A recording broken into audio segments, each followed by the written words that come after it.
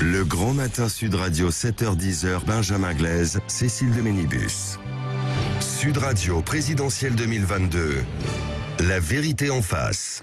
La vérité en face de ce conflit russo-ukrainien, bien sûr, face à l'agriculture française aujourd'hui, puisque le Salon de l'agriculture a ouvert ses portes samedi jusqu'au 6 mars. Pour en parler ce matin, nos invités, alors il y a toujours Isabelle Lasserre, spécialiste de la diplomatie au Figaro, ancienne correspondante à Moscou, auteur de ce livre, Macron le disrupteur, la politique étrangère d'un président anti-système aux éditions L'Observatoire. Et puis nos invités ce matin, Delphine Gay, bonjour. Merci d'être avec nous, directrice de la communication des affaires publiques et de l'engagement sociétal Yara France. Et avec nous aussi Philippe Dubueff, qui est président de la commission communication d'Intercéréales. Bonjour, bienvenue. Bonjour. Bonjour, merci. Bonjour Philippe Dubueff, on entend l'ambiance, vous êtes au Salon de l'Agriculture en ce moment, c'est ça? Absolument, absolument. Merci. Paris. Merci en tout cas d'être avec nous effectivement sur Sud Radio ce matin pour évoquer ces inquiétudes qu'on a sur la filière agricole vis-à-vis de cette crise, cette guerre en Ukraine. Alors il y a une question qui se pose notamment, puisque c'est vrai que quand on parle de la Russie et de l'Ukraine, on parle des greniers à blé, de l'Europe, forcément c'est une expression qu'on a toujours utilisée, qu'on utilise peut-être encore plus à nouveau aujourd'hui. Pourtant, après la France est plutôt bien placée sur cette production du blé. Ça veut dire que, en gros, là-dessus, déjà, première question, on n'a pas de crainte d'avoir de pénurie à ce niveau-là en France? Absolument, il n'y a pas de crainte de pénurie pour deux raisons. La première, c'est que la France donc est un grand producteur européen, le premier, et c'est le grenier des céréales de l'Union A27. Ça représente à peu près le quart de la production de l'Union A27. Et la France exporte la moitié de ces céréales chaque année.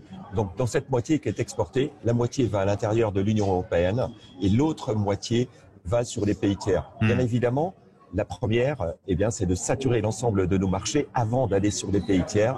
Donc, effectivement, la France étant exportatrice, il n'y aura pas de raison et pas de pénurie sur la France en termes de céréales. Mais est-ce qu'il faut craindre les mesures de rétorsion, justement, sur ces exportations ?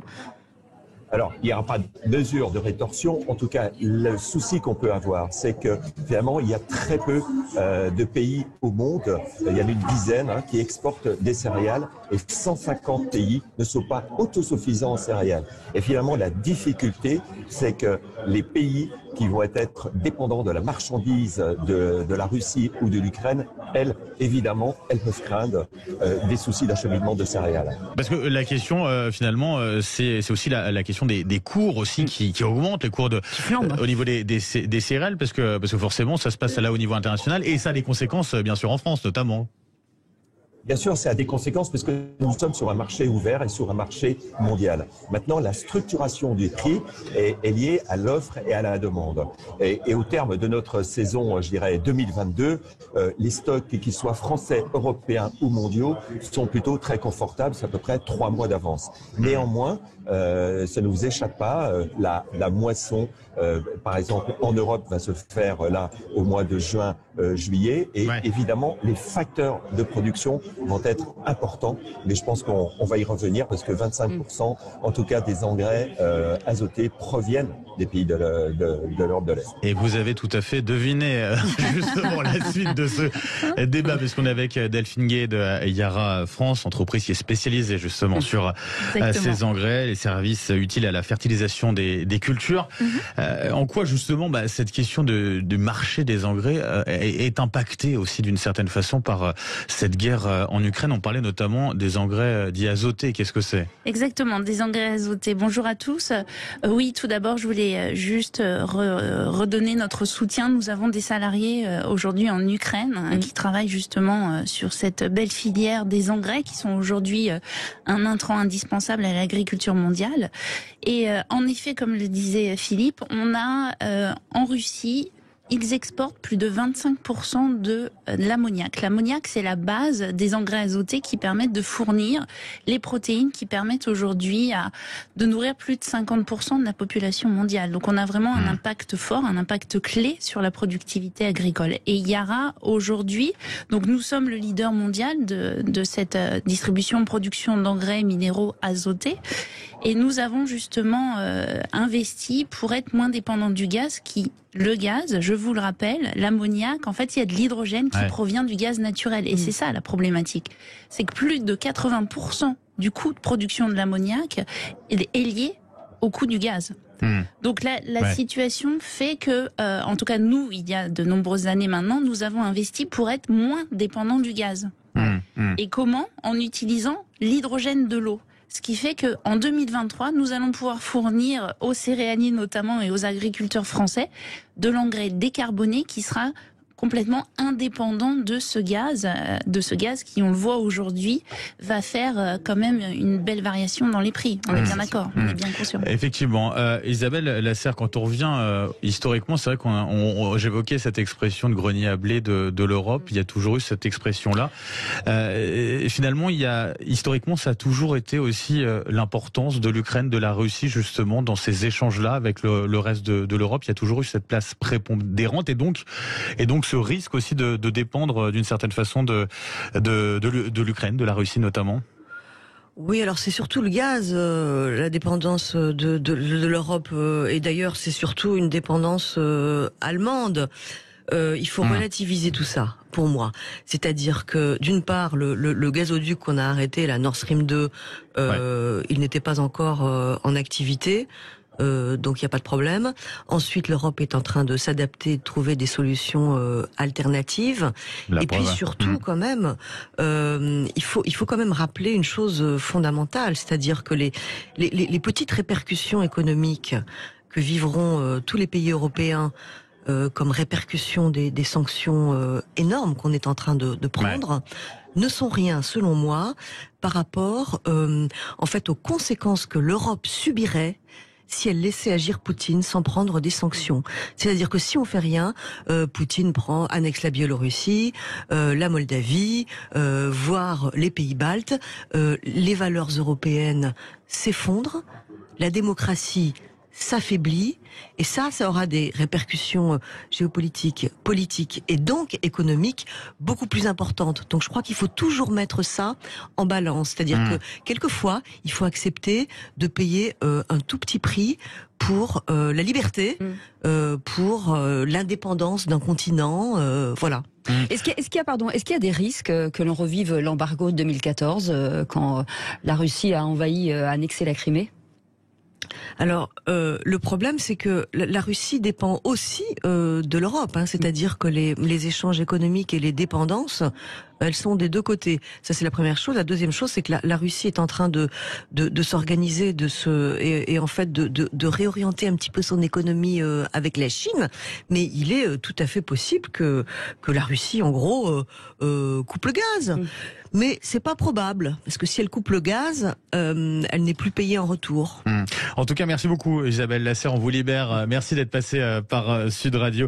Je le rappelle, un spécialiste de la diplomatie au Figaro, ancienne correspondante à Moscou, auteur de Macron le disrupteur, la politique étrangère d'un président anti-système, aux éditions de l'Observatoire. C'est un plaisir en tout cas de vous avoir ce matin sur Sud Radio. On continue nos débats justement sur les questions agricoles et sur les conséquences bien sûr de cette guerre en Ukraine. Et vous appelez bien sûr au 0826 300 300 si vous voulez témoigner. Vous êtes les bienvenus jusqu'à 10h. À tout de suite. Semaine de la mode valable jusqu'au 3 avril. Conditions et conseils en magasin. Dispositif médical CE. Le Grand Matin Sud Radio, 7h-10h, Benjamin Glaise, Cécile de Ménibus. Sud Radio, présidentielle 2022. La vérité en face. Et la vérité en face sur cette guerre qui oppose l'Ukraine à la Russie. Peut-elle impacter l'agriculture française? Pour en parler ce matin, Philippe Debief est avec nous, président de la communication d'Intercéréales, et Delphine Gay, directrice de la communication des affaires publiques de l'engagement sociétal de Yara France. Alors Delphine Gay, on entendait notamment Emmanuel Macron nous dire que cette crise pouvait durer à moyen terme. Du côté des Britanniques, on parle même de plusieurs années. Vous disiez, vous, de votre côté, du côté de Yara France, qu'on aura prochainement, d'ici 2023, des engrais décarbonés, avec en parallèle, Emmanuel Macron qui a annoncé vendredi notamment un vaste plan justement en faveur de l'agriculture, un plan de résilience. Est-ce que du coup, il a prévu notamment des aides à ce niveau-là sur cette filière-là justement pour la booster d'une certaine façon? Exactement. Nous avons des discussions et nous allons rencontrer justement Monsieur Bonnel au salon de l'agriculture, et nous avons des projets de finir toute une phase de décarbonation de nos productions, et ça passe notamment par des investissements de l'ADEME. Sur notre site, sur nos sites français. Nous en avons 3 en France, notamment à côté de Bordeaux, à Ambès, où là l'ADEME va financer une dernière phase pour finir l'abattement du dégagement des gaz à effet de serre de nos usines. Aujourd'hui, nous pouvons vous dire qu'il y a en France des usines qui sont les plus propres d'Europe.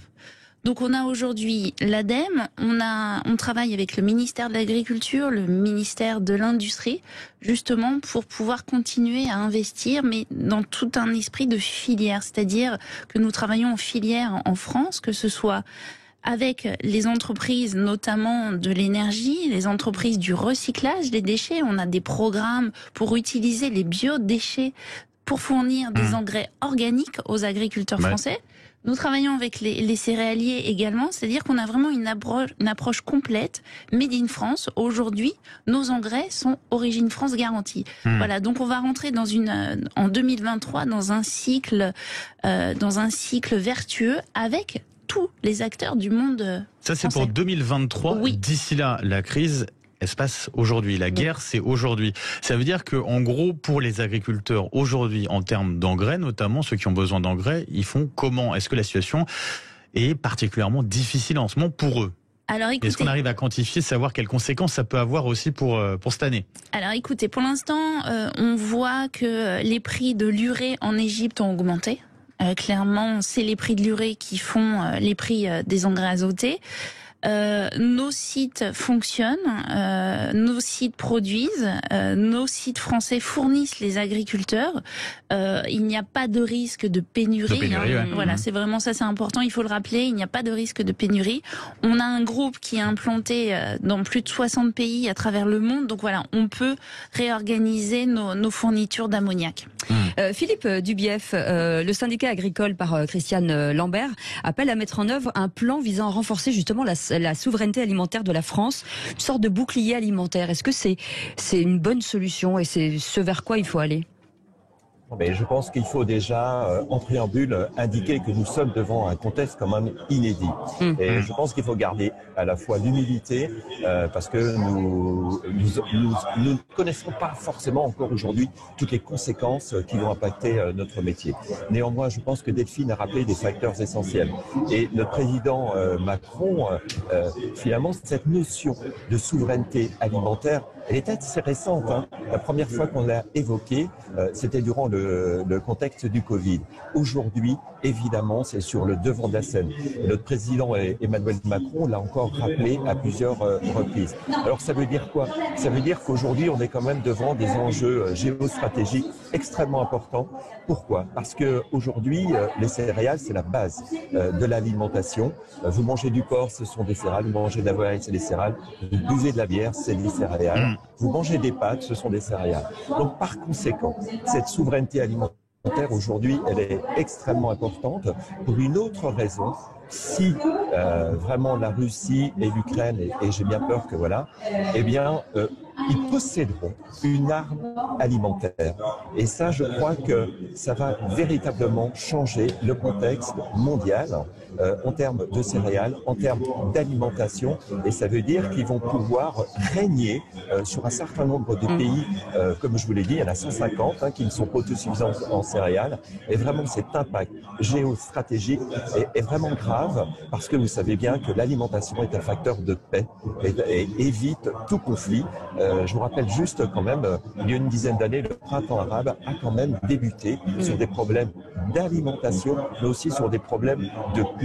Et je terminerai juste que bien évidemment, et Delphine l'a rappelé, c'est que les facteurs de production chez les producteurs français européens, eh bien, vont inévitablement augmenter et aussi rendre un petit peu, en tout cas rendre bien plus difficile la production des céréales dans nos pays. Philippe Dubief, depuis le salon de l'agriculture, il y a de l'ambiance effectivement du côté de la porte de Versailles. Pardonnez-moi non, c'est un plaisir.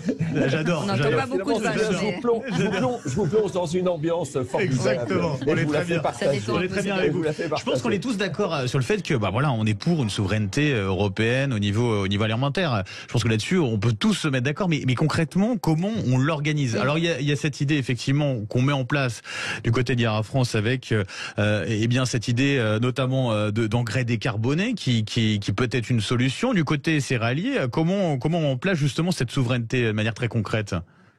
De manière très concrète, il faut absolument qu'on puisse poursuivre la production. La deuxième chose, rappeler quand même à la fois en France, c'est 9 millions de personnes qui mangent pas forcément leur faim, et 800 millions quand même dans le monde. C'est d'ailleurs paradoxal. On a à peu près 800 millions de personnes obèses. Eh bien, Christian Lambert l'a rappelé quand même, peut-être les tickets alimentaires.